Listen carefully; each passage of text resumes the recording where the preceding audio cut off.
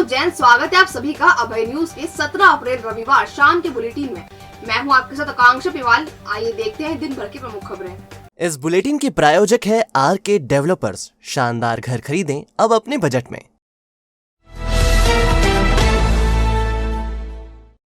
शहर में चोरों के हौसले इतने बुलंद हो गए हैं कि वो घटना को अंजाम देने के लिए रात का इंतजार भी नहीं करते, बल्कि दिन दहाड़े सरे बाजारी घटना को अंजाम दे देते हैं। ऐसा एक वीडियो सामने आया जिसमें चोर व्यस्त सड़क से 30 सेकंड के भीतर बाइक चुराकर रफूचक्कर हो गए।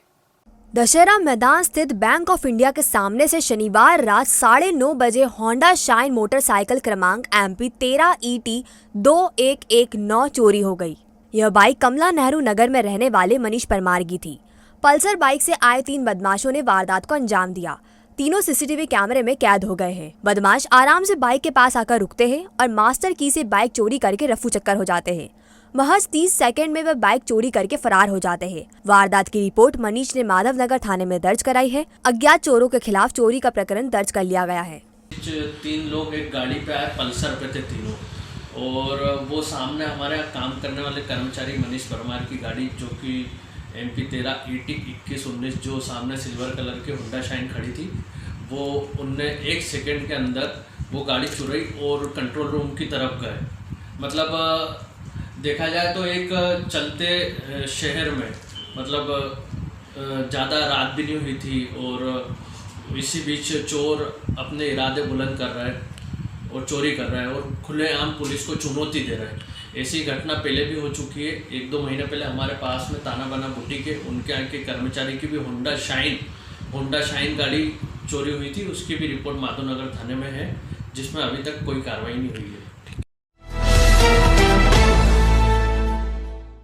हरिनगर में हुए सनसनीखेज ट्रिपल मर्डर केस में रिमांड पर चल रहे आरोपियों से पूछताछ जारी है। आरोपियों ने पुलिस को बताया है कि कोरोना काल से अब तक पिता पुत्र बार बार पैसों के लिए तकादा कर रहे थे, कहीं से भी घेर लेते और फिर घंटों तक रोके रखते। इसी से तंग आकर उन्होंने वारदात को अंजाम दिया। हरिनगर में रहने वाली 70 वर्षीय सरोज नागर, उसके बेटे राजेश 50 वर्ष और पोते पार्थ 22 साल की बीते सप्ताह जघन्य हत्या कर दी गई थी। पुलिस ने मोहन नगर में रहने वाले ऑटो चालक जयराम साहू और कमल कॉलोनी के चावल व्यापारी दिनेश जैन को गिरफ्तार किया है। दोनों 7 दिन के रिमांड पर है। जिवाजीगंज थाना पुलिस इनसे पूछताछ कर रही है। आरोपियों ने बताया कि दोनों पिता पुत्र कोरोना काल से ही उन्हें पैसों के लिए प्रताड़ित कर रहे थे। दोनों को घेर लेते और फिर घंटों तक रुपयों की वसूली के लिए तकादा करते रहते हैं। अगली तारीख तक का हिसाब बताते ये क्रम कई महीनों से चला आ रहा था। दोनों की वजह से उनका धंधा करना मुश्किल हो गया था। इसी वजह से उन्होंने हत्या की प्लानिंग की। जिवाजीगंज थाना पुलिस ने बताया कि सोमवार को आरोपियों को घटनास्थल पर ले जाया जाएगा। शहर की सफाई व्यवस्था को बेहतर करने के लिए नगर निगम लगातार नए प्रयोग कर रहा है। दिन के साथ रात में भी सफाई। डोर टू डोर कचरा कलेक्शन के बाद अब निगम ने सफाई काम में रोबोट की मदद लेना तय किया है। इसके लिए निगम ने अपने सफाई उपकरणों के कुनबे में बेगडीकुट रोबोट को शामिल किया है। अभी तक power roading operators, power bucket machine, sewer inspection camera आदि का प्रयोग सफाई में किया जा रहा था। अब निगम आयुक्त अंशुल गुप्ता ने बताया कि बेंडीकुट रोबोट कई मशीनों का काम करता है। हनुमान नाके पर PHI टीम को बेंडीकोट रोबोट चलाने का प्रशिक्षण इंदौर की टीम ने दिया। यह रोबोट सीवर में फंसे कचरे को निकाल सकता है और रेत या पत्थर को भी निकाल देता है। यह रोबोट सफाई मित्रों को सीवर से निकलने वाली गैस से बचा सकता है। क्या फूलती है सांस या लगता है सीने में भारीपन या परेशान है बढ़ते मोटापे से, तो ना करें इसे नजरअंदाज, क्योंकि ये ले सकती है गंभीर बीमारियों का रूप। आज ही विजिट करें माधव बाग क्लिनिक, जहां डॉक्टर प्रियंका शर्मा के मार्गदर्शन में कराएं सारी जांचें, वो भी मात्र 950 रुपए में। माधव बाग क्लिनिक पर पाएंगे आप मॉडर्न इन्वेस्टिगेशन, बिना सर्जरी, ब्लॉकेज रिवर्सल, आहार विहार थेरेपी, पूर्णतः आयुर्वेदिक उपचार, शुगर मरीज का इंसुलिन बंद कराएं आयुर्वेदिक पद्धति से। 15 सालों का विश्वास, अभी तक 3000 मरीजों का सफलतम इलाज। तो आज ही आए और इंसुलिन और हार्ट की परेशानियों से छुटकारा पाएं। हमारा पता माधव बाग क्लिनिक, उज्जैन ट्रेड सेंटर 37 घटकर पर मार्ग, BJP कार्यालय के पीछे, Guru Nanak market, Ujjain. Mobile number 8602193935, 8269777477। Baba Ramdev के परम शिष्य आचार्य बालकृष्ण 12 साल तक सेवाधाम की भोजन व्यवस्था देखेंगे। सेवाधाम आए बालकृष्ण ने यह भरोसा दिया है। बालकृष्ण ने कहा कि सेवाधाम नाम ही नहीं बल्कि काम भी है। उस काम को हमने बखूबी देखा है। यह नई पीढ़ी के लिए प्रेरणा का उदाहरण है। दरअसल अंकित ग्राम सेवा धाम आश्रम में आचार्य बाल कृष्ण को विक्रमादित्य राष्ट्र विभूति सम्मान से अलंकृत किया गया। वरिष्ठ पत्रकार चिंतक डॉक्टर वेद प्रताप वैद्य की अध्यक्षता में हुए कार्यक्रम में पूर्व मंत्री पारस चंद्र जैन, उद्योगपति पवन सिंघानिया, विक्रम विद्यालय के कुलपति प्रोफेसर अखिलेश कुमार पांडे मौजूद थे। आचार्य बालकृष्ण ने सेवाधाम आश्रम की जमीन देखी और भविष्य में पतंजलि के साथ बड़ी योजना को मूर्त रूप देने का आश्वासन भी दिया। आश्रम द्वार पर सद्गुरु बैंड ने उनका स्वागत किया और 28 राज्यों की वेशभूषा में सजे बच्चों ने परिचय दिया। मंच पर सेवाधाम आश्रम के बच्चों ने सांस्कृतिक कार्यक्रम प्रस्तुत किए। संचालक सुधीर भाई ने सेवाधाम का परिचय दिया। आभार उमाशंकर पांडे ने माना।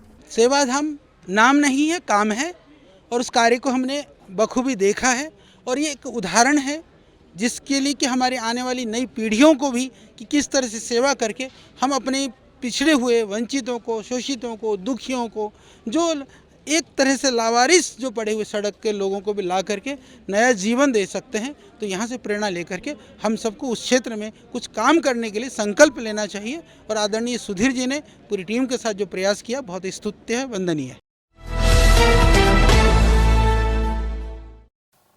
पेट्रोलियम एवं प्राकृतिक गैस मंत्रालय और पेट्रोलियम संरक्षण अनुसंधान संघ PCRA के तत्वाधान में गेल इंडिया लिमिटेड की रविवार को हुई सक्षम साइक्लोथॉन में 300 से ज्यादा लोगों ने भाग लिया। इसमें से 10 लोगों को विजेता घोषित किया गया है।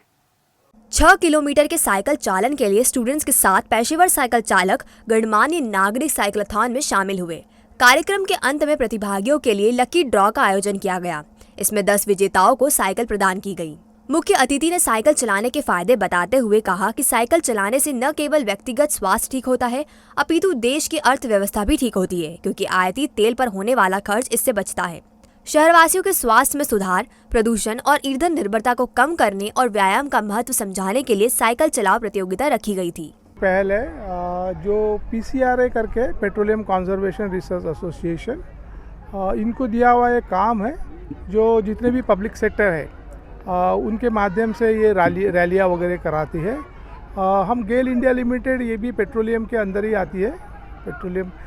तो हमारा जो इस बार का थीम है वो है क्या, स्वस्थ पर्यावरण और ईंधन संरक्षण के लिए हम लोग अमृत महोत्सव मनाए करके हैं। बेसिकली ये होता है सिंबॉलिक साइक्लोथॉन। इसके माध्यम से हम लोग संदेश ये देते सोसाइटी में कि ऊर्जा की खपत जो है कम करे है, क्योंकि ये सीमित संसाधन है हमारे मतलब पूरे वर्ल्ड का ही। अगर ये ख़त्म हुआ तो आने वाली जनरेशन को इसका जो है काफ़ी खामियाजा भुगतना पड़ेगा। तो इसीलिए हम लोग चाहते हैं कि इस माध्यम से लोगों को अवेयर करें कि लोग ज़्यादा से ज़्यादा कन्वेंशनल जो है उस ऊर्जा की तरफ हो, जैसे सोलर है, विंड है और वाटर हार्वेस्टिंग है, जंगल क्रिएशन है। तो उसी की तरह ये साइकिल भी है। Cycle is a wonderful equipment जिसमें कुछ भी एनर्जी लगती नहीं है, नैसर्गिक है ना, मनुष्य खुद इसको चला सकता है। खेतों में नरवाई जलाने के प्रशासनिक आदेश का विरोध शुरू हो गया है। भारतीय किसान संघ ने आदेश का विरोध करते हुए साफ किया कि प्रशासनिक आदेश पूरी तरह गलत है। दरअसल नरवाई जलाने से खेतों के आसपास लगने वाली आग और वायु प्रदूषण को रोकने के लिए प्रशासन ने आदेश पारित किया है। गर्मी के मौसम में आग लगने से हालत विकराल हो जाते हैं। इससे बचने के लिए ही नरवाई जलाने पर पूरी तरह प्रतिबंध लगाया गया है। भारतीय किसान संघ के प्रवक्ता भारत सिंह बैस ने इस आदेश का विरोध किया है। बैस के मुताबिक अब किसान कई तकनीक का प्रयोग कर रहे हैं। इसके मुताबिक नरवाई से सुखला बन जाता है। प्रशासन को दबाव बनाने के बजाय इस बात पर विचार करना चाहिए कि नरवाई का उपयोग कैसे किया जा सकता है। अगर प्रशासन दबाव बनाने की कोशिश करेगा तो भारतीय किसान संघ इसका विरोध करेगा।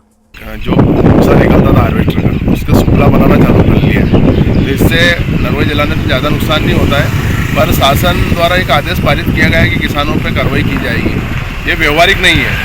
इसमें किसान संघ की ये मांग है कि सरकार या तो इस नरवाई को डिस्पोज करने के लिए कुछ संसाधन और कुछ केमिकल जो खाद, जिससे खाद बन जाए, ऐसा कुछ उपयोग उपलब्ध कराए किसानों, ताकि किसान इसका उपयोग करें। पर ये जो बार बार किसानों पर दबाव प्रशासन द्वारा बनाया जाता है कि हम चालान करेंगे या दूसरी कार्रवाई करेंगे, ये बिल्कुल गलत है।